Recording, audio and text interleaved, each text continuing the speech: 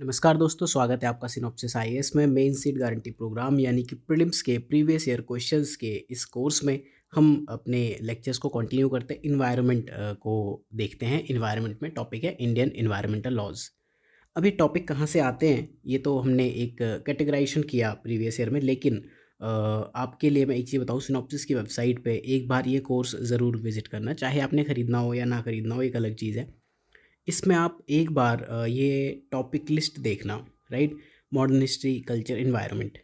तो जब आप बेसिकली पढ़ते हो एग्ज़ाम के लिए, स्पेशली आखिरी के कुछ दिनों में हमारे पास ये डाउट ज़रूर आना चाहिए कि प्रीलिम्स के लिए बहुत कुछ पढ़ लिया, अब फाइनली कंसोलिडेट करना है एंड एग्ज़ाम तक चीज़ें ले जानी है। तो आपको एक बार फिर से रिमाइंड करा दूँ, जैसे एनवायरमेंटल लॉज हैं, तो इंडिया में मेन 6-7 लॉज ही हैं जो एनवायरनमेंट से रिलेटेड है, या फिर रिसेंटली अभी जो रूल्स कुछ आ गए हैं, सॉलिड वेस्ट मैनेजमेंट रूल, ई वेस्ट रूल, तो उन रूल्स से क्वेश्चन पूछ रहा है। अब लाइक लॉ में इस बार फॉरेस्ट एक्ट है एंड जो WLPA है, उससे रिलेटेड क्वेश्चन आना बनता है, क्योंकि उनमें रिसेंटली अमेंडमेंट या तो हुए हैं या उनसे रिलेटेड बहुत ज़्यादा बातें हुई हैं। सेम वे में बाकी टॉपिक में भी आप देख लेना क्या इंपॉर्टेंट है क्या नहीं है, तो ये रेलेवेंस है इन टॉपिक्स की। एक बार बात करते हैं इंडियन एनवायरमेंटल लॉज के कुछ क्वेश्चंस की। मैं यहाँ पे आपको कंटेंट बहुत ज़्यादा तो नहीं बताऊँगा, एंड कुछ स्टूडेंट्स की डिमांड पर हमने ये फुल स्क्रीन मोड स्विच किया है। जो साइड बार वाला मोड है, बहुत लोगों को पसंद आया, बहुत लोगों को नहीं आया, तो फाइनली डिसाइड ये हुआ कि हम साइड वाला मोड हटाएंगे। ये क्वेश्चन है 2022 का। ये कह रहा कौन सा करेक्ट है, ये चीज़ ध्यान रखना। मैं जब भी कोई एग्ज़ाम में क्वेश्चन देखूंगा खुद पर्सनली, तो मैं सबसे पहले ये मार्क करूँगा करेक्ट है या इनकरेक्ट।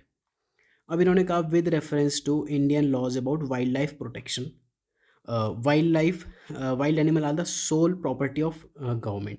देखो ये एक एक्सट्रीम स्टेटमेंट है, लेकिन आप देखोगे तो वाइल्ड लाइफ सोल प्रॉपर्टी ही है गवर्नमेंट की। कोर्ट ने भी कहा है, लॉज भी यही चीज़ें क्लियरली डिफाइन करते हैं। लेकिन ठीक है, अभी डाउट भी है तो हम इसको एक बार थोड़ा अलग रख के देखते हैं। दूसरा, when a wildlife animal is declared protected, किसी को आपने कह दिया ये प्रोटेक्टेड है, such animal is entitled for equal protection whether it is in found in protected area outside. ये तो देखो बिल्कुल सही होने वाली बात बनती है। ऐसा नहीं है कि अगर आपका एलिफेंट है, एलिफेंट आपका प्रोटेक्टेड एरिया में है तो आप उसे सेव करके रखोगे, और बाहर है तो फिर आप उसे हंट कर लोगे, ऐसा नहीं होगा। तो ये तो बात 100% ठीक है। तो अगर हम 2 पे आए तो फिर हमें 3 चेक करने की भी नीड नहीं है, क्योंकि 2 यहाँ है, 2 यहाँ है। सी और डी ऑप्शंस जो एलिमिनेट हो गए। फिर भी एक बार हम चेक कर लेते हैं। Apprehension of protected wild animal becoming a danger to human life is sufficient ground for capturing killing. Apprehension महज डाउट है आपको, सिर्फ आप सोच रहे थे कि ये खतरनाक होगा और आपने ये कह दिया कि इसको मार दिया, ये तो मतलब बहुत एक्सट्रीम चीज़ हो गई, तो ये तो गलत ही होना है। तो हमें ये पता है कि आंसर हमारा ए और बी में है। अगर आप एग्ज़ाम में कंफ्यूज हो जाते हो तो भी आपको ऐसे क्वेश्चंस में सपोज़ नहीं ही समझ में आ रहा है कि वन का क्या होना चाहिए, मेरे हिसाब से आप फिर आंख बंद करके एक ऑप्शन लगाओ, कोई ना कोई हो जाएगा। लेकिन जब भी आप सोचते हो एग्ज़ाम में ऐसी चीज़ों को लेके, तो ये समझो कि एक्सट्रीम स्टेटमेंट्स हमेशा गलत नहीं होते। यूपीएससी आपको जानबूझ के भी क्वेश्चन गलत करा सकती है। बहुत सिंपल लॉजिक वाली बात है कि वाइल्ड एनिमल इंडिया में गवर्नमेंट की ही प्रॉपर्टी, सरकारी प्रॉपर्टी है, ठीक है? तो आर्टिकल 39 जो है इसका, ये सब गवर्नमेंट प्रॉपर्टी ये सब डिक्लेयर करते हैं, ठीक है? तो बस इस क्वेश्चन में यही हैक था। फिर एनीवेज़ ये जो क्वेश्चन है ना, ये अगर आप जैसे मैंने इसका गाइडेंस जो बनाया था एनवायरनमेंट में, उसमें 3 तीनों ऑप्शन है, तीनों अलग-अलग ईयर के क्वेश्चन से रिपीट हुए हैं, तो प्रीवियस ईयर का रोल तो है ही। देन एफआरए, ये पूछ ले, एफआरए से रिलेटेड 2-3 बार क्वेश्चंस पूछे हैं। तो ये क्वेश्चन तो ऐसा है कि आपको देखते ही पता होनी चाहिए, आपकी आंखें ढूंढनी चाहिए कि मिनिस्ट्री ऑफ ट्राइबल अफेयर्स कहाँ है। इसमें जो हैक है वो ये है कि मिनिस्ट्री ऑफ इन्वायरमेंट भी दे दिया आपको कंफ्यूज करने के लिए। तो मिनिस्ट्री वाले क्वेश्चंस जब आएंगे तो हमेशा ऐसे क्लोज कॉन्टेस्टेंट जो होंगे, इस तरह के स्टेटमेंट या इस तरह के ऑप्शंस फ्रेम करके आपको दिए जाएंगे ताकि आप चीज़ें गलत करो। बहुत से लोगों ने पता नहीं क्यों पंचायती राज लगा दिया, उन्होंने कहा कि एफआरए में ग्राम सभा डिसाइड करती है। जो पुराना एक क्वेश्चन पूछा था कि क्या मिनिस्ट्री ऑफ इन्वायरमेंट किसी ट्राइब के राइट्स डिटरमाइन करती है, तो उसका आंसर तो नहीं है, ग्राम सभा बताती है बेसिकली। तो लोगों ने फिर मिनिस्ट्री ऑफ पंचायती राज लगा दिया। तो प्रीवियस ईयर क्वेश्चंस को एक्सप्लॉइट नहीं करना है, ओवर थिंकिंग नहीं करनी है। आंसर इसका डी ही होगा, मिनिस्ट्री ऑफ ट्राइबल अफेयर्स। ठीक है, तो इस वे में आपको क्वेश्चन सॉल्व करने। एफआरए से रिलेटेड और भी क्वेश्चंस पूछे, अभी मैं आपको वो क्वेश्चन बताऊंगा जहाँ ये ग्राम सभा वाली बात हुई है। 2016 में किसी ट्राइब को तो दर्जा दिया था एफआरए के अंदर, हैबिटेट राइट्स दिए थे। ठीक है, अगला क्वेश्चन देखते हैं। देखो ऑलमोस्ट यही क्वेश्चन वहाँ पे आ गया ना। If a particular plant species is placed under schedule 6 of the WLPA। देखो यही शेड्यूल जो 6 है ना, अब 4 हो गए हैं, तो डेफिनेटली क्वेश्चन आना बनता है, व्हाट आर इट्स इम्प्लीकेशन। तो एक तो आपको पता होना चाहिए लाइसेंस होता है। ठीक है, तो एक तो ऐसे क्वेश्चंस में देखते ही आपको पता चल जाएगा कि आंसर इसका ए है। और देख लेते हैं, एलिमिनेट ही कर लेते हैं। Such a plant can not be cultivated, इसने कहा can not be cultivated under any circumstances. ऐसा तो नहीं है, किसी प्लांट स्पीसीज को आपने किसी भी शेड्यूल में डाल दिया, क्या पता उसकी मेडिसिनल वैल्यू हो, क्या पता गवर्नमेंट उसे अपने एंड पे ही कल्टीवेट करना चाहे। जैसे भांग की खेती है, आप मैं नहीं कर सकते, लेकिन गवर्नमेंट तो कर सकती है। तो ये एक एक्सट्रीम स्टेटमेंट है कि कभी भी आप इसकी खेती कर ही नहीं सकते हो, फिर तो स्पीसीज ख़त्म सी है ना। तो ये भी गलत हो गया। It is GM crop. GM crop देखो एग्री से रिलेटेड है, उसका वाइल्ड लाइफ प्रोटेक्शन से रिलेटेड कुछ लेना देना नहीं है। GM क्रॉप आपने कहाँ पढ़ी है? GM कॉटन, GM बैंगन, GM मस्टर्ड, राइट। तो उसका GM क्रॉप का वाइल्ड लाइफ प्रोटेक्शन एक्ट, मतलब अब आप गेहूं की खेती करोगे उसे भी जंगली फसल में डाल दोगे क्या? तो ये भी गलत है। कॉन्टेक्स्ट आप समझो, ये मैं उनके लिए बता रहा हूँ तरीका। जैसे मैंने जब इमीडिएटली ये क्वेश्चन देखा था, मुझे समझ नहीं आया था क्योंकि मुझे लाइसेंस वर्ड नहीं याद था, तो मैं एलिमिनेट करने पर डेफिनेटली जाऊँगा। फिर लास्ट ऑप्शन है such a plant is invasive. Invasive species हैं एंड हार्मफुल टू इकोसिस्टम। अब आप एक चीज़ बताओ, हार्मफुल इतना आपको पता है, कुछ भी नहीं पता। एक्ट का नाम देखो, वाइल्ड लाइफ प्रोटेक्शन एक्ट, किसी शेड्यूल में डाला हुआ है। इन्वेजिव स्पीसीज है, हार्मफुल है, तो उसको आप प्रोटेक्ट तो नहीं करना चाहोगे ना, काटोगे आप। बहुत सारे पेड़, यूकेलिप्टस के पेड़ गवर्नमेंट ने स्कीम दे के कटवाए थे। ठीक है, झाड़ है, गवर्नमेंट कटवाती है। तो BCD तो बहुत एक्सट्रीम स्टेटमेंट्स हैं। अगर आपको ये क्वेश्चन का आंसर नहीं भी पता तो भी आपको क्लियरली ये समझ में आना चाहिए आंसर क्या है।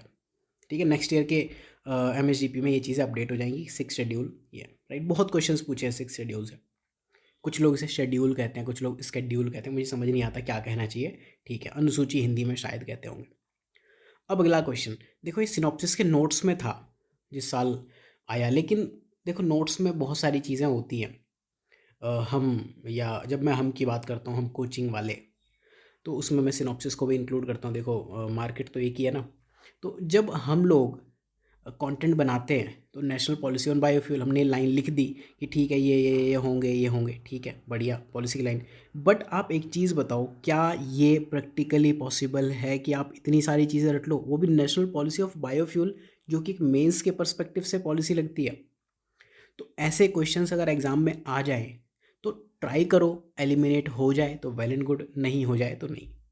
टाइप ऑफ MCQ वाले क्वेश्चन में मैंने आपको ऐसे क्वेश्चंस के, इसमें 5 या 5 से ज़्यादा स्टेटमेंट्स हैं, उसके लिए तरीके बताए थे सॉल्व करने के।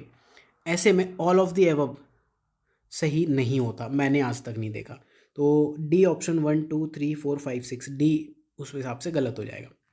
अब जो मुझे याद है वो शुगर बीट तो याद है, शुगर से एथेनॉल का डायरेक्टली लेने देना है और बायोफ्यूल से रिलेटेड है। ठीक है, तो सी भी एलिमिनेट हो गया। अब आप देखो यहाँ पर, अगर मुझे शुगर बीट, सिर्फ 2 इन्फॉर्मेशन, एक हमारी थोड़ी ट्रिक है और एक इन्फॉर्मेशन है, तो उस हिसाब से हम 2 ऑप्शन पे पहुँच गए। अब नहीं पता तो फिर इसमें वो 50-50 खेलो, बहुत ज़्यादा सोचने की नीड नहीं है। देखो 1 कसावा बहुत लोगों को पता होता है, तो 1 यहाँ कॉमन है। 6 हमने देख ही लिया था। कहानी है 2 5 और 3 4, तो 2 5 3 4 में देखते हैं, क्या पता कुछ हिंट मिले। 2 है व्हीट ग्रेन और पोटैटो, व्हीट और पोटैटो स्टार्च वाली चीज़ है ये। और 3 4 है ग्राउंड नट सीड्स और है हॉर्स ग्राम। ठीक है, हॉर्स ग्राम चने होते हैं शायद, जो घोड़े चने खाता है, काले चने। और ग्राउंड नट मूँगफली होती है, मूँगफली से तेल बनता है, बट वो तो सर में लगाने सब्जी वाला तेल होता है। तो आप अगर एग्जाम में लॉजिक लगा लो कि सब्जी वाला तेल आप बायोफ्यूल में क्यों डालोगे, तो हो सकता है कि आप इसमें ए आंसर पे पहुंच जाओ। बट मेरे से ऑनेस्टली एग्ज़ाम में ये लॉजिक नहीं लगेगा। बहुत से लोग सिखाते ज़रूर हैं कि प्रीलिम्स इतना आसान है, चीज़ें हो जानी चाहिए, इतना भी आसान नहीं है, नहीं तो 200-150 नंबर आने लगेंगे लोगों के, ऐसा नहीं होता। तो ऐसे क्वेश्चंस क्या है, आप 50-50 में खेल जाओ, अगर हो जाए तो ठीक है, नहीं तो छोड़ दो। जिनके लिए प्रीलिम्स आसान है वो निकाल लेंगे, बाकी ऐसे 10-20-100 लोग होंगे, सीट बहुत है आपके लिए एग्ज़ाम में, ठीक है। तो ये ध्यान रखनी है चीज़ें। नेक्स्ट क्वेश्चन देखते हैं। Under Ramsar convention, Ramsar convention आपको याद होना चाहिए बहुत clearly. It is mandatory. Ramsar convention की बात जैसे ही आती है, आपको ये पता है कि ये मैंडेटरी तो नहीं है, कन्वेंशन बाइंडिंग होते हैं, बाइंडिंग नहीं होते, राइट। तो क्वेश्चन क्या पूछा है, which of the is correct. तो मेरे हिसाब से वन तो मेरे लिए इमीडिएट डाउट में आ गया कि ये गलत होने वाला है। Mandatory on the part of government of India to protect all the wetland species in territory of India. अब सरकार का काम समझ रहे हो, गवर्नमेंट ऑफ इंडिया, वेटलैंड को आप आपके घर में, in the territory of India में, मेरे घर में एक छोटा सा वेटलैंड बनाया था, तो सरकार थोड़ी उसे प्रोटेक्ट और कंजर्व करने के लिए आएगी। तो पहला तो ये इसमें देखो, एक तो ये लॉजिक से आप ये वन एलिमिनेट कर सकते हो, और दूसरा रामसर के बारे में अगर आपको पता भी है तो मैंडेटरी नहीं है कन्वेंशन, रिकमेंडेशंस देता है, ठीक है। तो इस वे में ऐसे क्वेश्चन से अब आप देखोगे ये चीज़ें आपकी गलत आपको करनी चाहिए एग्जाम में, मतलब याद रखनी चाहिए, ये स्टेटमेंट आपको गलत करना चाहिए। दूसरा देखते हैं, the wetland conservation rules were framed based on recommendation of Ramsar convention. Rules है, देखो अगर आपने rules, regulation and legislation, law, ये टर्म GS4 सिलेबस में मैंशनड है। अगर आपने GS4 पढ़ा हो, आपको स्टेटमेंट 1 पता है कि मैंडेटरी नहीं है, स्टेटमेंट नंबर 2 कह रहा है कि रूल्स इसके अंदर फ्रेम किए गए थे। GS4 जिन्हें पढ़ा है, जिन्होंने मेंस की तैयारी की, उनके लिए बता दे रहा हूँ कि ऐसे क्वेश्चन में मेंस कहाँ काम आता है। जब आप रूल्स पढ़ोगे, रेगुलेशन पढ़ोगे, तो आपको ये समझ में आएगा ये मैंडेटरी होते हैं, गाइडलाइंस होती है, रूल्स के वायलेशन पे पनिशमेंट होता है। फॉर एग्जांपल आपने ट्रैफिक रूल तोड़ दिया, पनिशमेंट हो जाएगा ना, ठीक है। लॉ और एक्ट में तो ठीक है, बड़ा लॉ है, उसमें कोई आप धारा लगाओगे उसके हिसाब से होगा। ट्रैफिक रूल तोड़ दिया, उस रूल से ही आपको पनिशमेंट हो जाएगा, तो मैंडेटरी है। और ऐसा हमने कहीं होता ना, इतना बड़ा जो रूल है, इतनी बड़ी टर्म है, अगर आंसर के अंदर होती हमने पढ़ी भी होती, तो दोनों लॉजिक से ये चीज़ गलत हो जाती है। और ये कह रहा है कि wetland rules 2010 also encompass the drainage area and catchment region of wetland as determined by the authority. ठीक है, हो सकता है बहुत माइल्ड सा स्टेटमेंट है, तो ऐसी चीज़ें आप ठीक करोगे। ये वो चीज़ें हैं जो एग्ज़ाम में सही हो जाती हैं, कई बार नहीं होती हैं, लेकिन गलतियाँ नहीं करनी है। हालांकि इस क्वेश्चन में अगर मैं स्टेटमेंट 1 एलिमिनेट कर दूं तो कहाँ जाते हैं, ए आपका चला गया एंड डी चला गया। अब कहानी वही दो, स्टेटमेंट नंबर 2 एंड 2 एंड 3 के बीच में बचती है, ठीक है। तो 2 अगर आपका गलत हुआ जैसे ही, तो 3 नहीं भी पता तो भी आपका आंसर आ गया, ठीक है। इस तरह से आप आंसर करोगे। सी क्या है, 3 ओनली, राइट।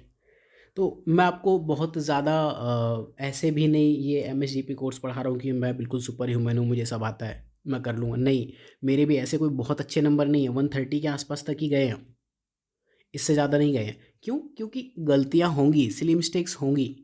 और जब मैंने 16, 17, 18 में अटेम्प्ट दिए थे, उस टाइम तक ये सब चीज़ें चलती नहीं थी। सिनॉप्सिस ने ये कोर्स निकाला था उस टाइम पे, यूट्यूब पे हमने निकाला था, उससे जस्ट पहले मुझे नहीं लगता किसी के पास भी ये कोर्स था। खैर अभी सब लाते हैं, तो ये हमारा पर्पस भी है। सिनॉप्सिस का डे 1 से एम रहा है कि हम PYQs पे फोकस करें, चाहे वो प्री हो या मेंस हो, उनसे ही एग्ज़ाम निकलेगा। हमारे यहाँ जो टॉपर स्टॉक है, चाहे वो हमारे यहाँ के पढ़े हों चाहे ना पढ़े हों, वो इस चीज़ पे फोकस ही नहीं करते कि सिनॉप्सिस की टेस्ट सीरीज़ कर लो, ये कर लो, वो कर लो। वो क्लियर कट आपको यही गाइडेंस देते हैं कि प्रीवियस ईयर क्वेश्चंस क्यों इंपॉर्टेंट हैं, या जेन्युइनली उन्होंने क्या क्या चीज़ें की, क्या क्या उनसे हो पाई, क्या क्या नहीं हो पाई। आप टॉपर स्टॉक जाके देखो यूट्यूब पे, आपको यही समझ आएगा। तो मेरा एम यही है कि हम एक मुहिम छेड़ें जिसे बाद में सब कॉपी करें, राइट। अभी आज की डेट में ये प्री में चीज़ दिख रही है, कल की डेट में मैं मेंस में एंड ऑप्शनल में ज़रूर देखना चाहूँगा। नेक्स्ट क्वेश्चन देखते हैं। EPS से रिलेटेड आप देख रहे हो, बार बार उसी टाइप के क्वेश्चंस पूछ रहा है। इसमें स्टेटमेंट सेटिंग देखो, A B, मतलब 1 only, 2 only, both and neither, इस टाइप के स्टेटमेंट सेटिंग है। इसमें आपको पता है कि क्वेश्चंस एक ऑप्शन अगर हम एलिमिनेट कर ले गए, राइट, तो हमारे पे 50-50 चांस हो जाते हैं, ठीक है। देखते हैं इनमें से कौन सा करेक्ट है। The EPA empowers the government of India तो state the requirement of public participation, requirement of public participation in process of something something something, right. Procedure भी देती है और मैनर भी देती है। तो मैंने जितना समझा रिक्वायरमेंट पब्लिक पार्टिसिपेशन के लिए देती है। पब्लिक इतनी ठलुआ तो नहीं बैठी है कि रिक्वायर्ड हो, ये तो बहुत एक्सट्रीम सा वर्ड हो जाता है, एक्सट्रीम स्टेटमेंट है ये, तो आई होप कि ये गलत हो सकता है, ठीक है। एंड दूसरा, lays down the standard for emission, ये पढ़ लेना, वेरियस सोर्सेस, ठीक है, ये तो सही बात है, आपको पता ही है ईपीए नहीं देगा तो और कौन देगा, ठीक है। तो एटलीस्ट अगर आपको 2 पता है तो आप एटलीस्ट डी और ए तो एलिमिनेट कर ही सकते हो, बी और सी में से कहानी बनती है। लेकिन इसमें हमारी गट फीलिंग क्या कहती है, रिक्वायरमेंट। तो गट फीलिंग आती कहाँ से है, ये कभी भी किसी के भी आप वीडियोस देखो एलिमिनेशन टेक्निक्स के, चाहे कोई भी हो, सिनॉप्सिस के हो या बाहर के हो, उससे आप नहीं सीख पाओगे। आप कैसे सीखोगे, खुद प्रैक्टिस करके, खुद रिवीजन करके। गट फीलिंग वैसे ही बनती है, राइट। तो इसका आंसर बी है, राइट। तो इन्वायरमेंट ईपीए में कोई मेंशन ही नहीं है पब्लिक या पब्लिक पार्टिसिपेशन का, ये तो कह रहा है कि रिक्वायरमेंट बताता है। बिल्कुल एक्सट्रीम चीज़ बात कर दी, थोड़ा बहुत होता तब भी चलता। नेक्स्ट क्वेश्चन देखते हैं, या इस क्वेश्चन को हम नेक्स्ट लेक्चर में अपना कंटिन्यू करते हैं, ठीक है। So thank you for watching, have a good day.